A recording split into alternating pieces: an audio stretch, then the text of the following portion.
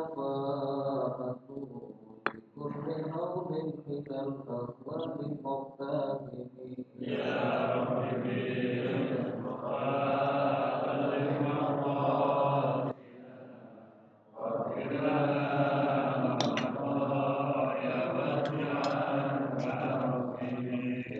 رب بالمصطفى بلغ مقاصدنا واغفر لنا والرضا واسع الكرم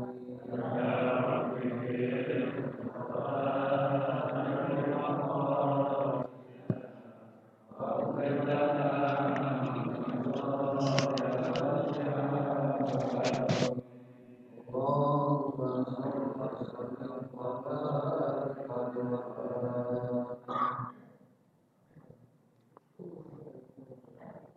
بسم الله الرحمن الرحيم. السلام عليكم ورحمة الله وبركاته.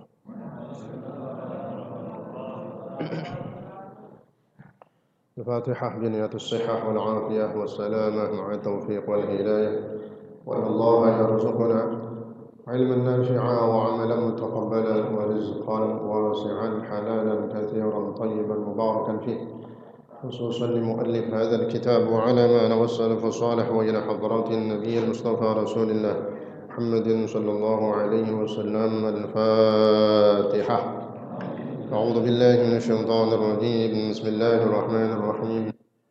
الحمد لله رب العالمين الرحمن الرحيم مالك يوم الدين، إياك نعبد وإياك نستعين، اهدنا الصراط المستقيم صراط الذين أنعمت عليهم غير المغضوب عليهم ولا الضالين، آمين. بسم الله الرحمن الرحيم. الحمد لله رب العالمين، وبه نستعين على أمور الدنيا والدين، والصلاة والسلام على أشرف الأنبياء والمرسلين سيدنا محمد وعلى آله وصحبه أجمعين. أما بعد، سبحانك لا علم لنا إلا ما علمتنا إنك أنت العليم الحكيم. رب اشرح لي صدري ويسر لي أمري واحلل عقدة من لساني يفقه قولي وقل ربي زدني علما. آمين. Yang saya hormati segenap pengurus Jami' Al-Ma'asum, yang saya hormati para asatidzah, para orang tua kita, para tokoh masyarakat, para hadirin, bapak-bapak sekalian seluruhnya yang Allah dimuliakan Allah Subhanahu wa taala.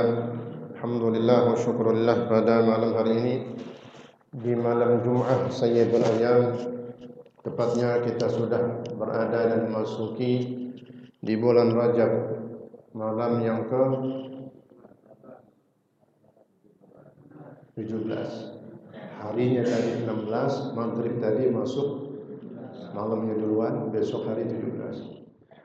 Maka mudah-mudahan kita jaga keberkahan bulan Rajab ini yang kita minta semenjak masuknya bulan Rajab dengan doa Allahumma barik lana fi Rajab wa Sya'ban wa ballighna Ramadan.